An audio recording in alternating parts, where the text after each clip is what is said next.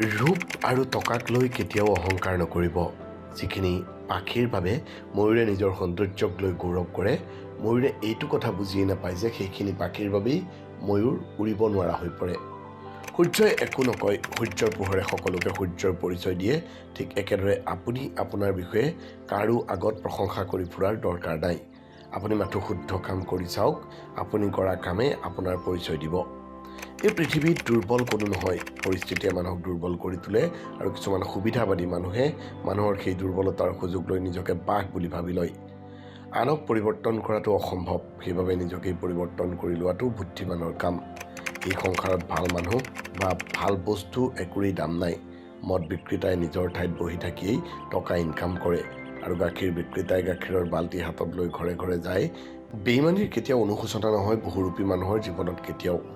যাৰ মনত দয়া আছে তেওঁ দিবলৈ একো নাই, যি প্ৰতিটো সম্পৰ্কক সন্মান কৰে আৰু তেওঁৰ সৈতে কোনোৱে সম্পৰ্ক ৰাখিব নিবিচাৰে। যি সম্পৰ্কত সময়ে নিদিয়ে তেওঁৰ সৈতে সকলোৱে সম্পৰ্ক ৰাখিবলৈ বিচাৰি থাকে।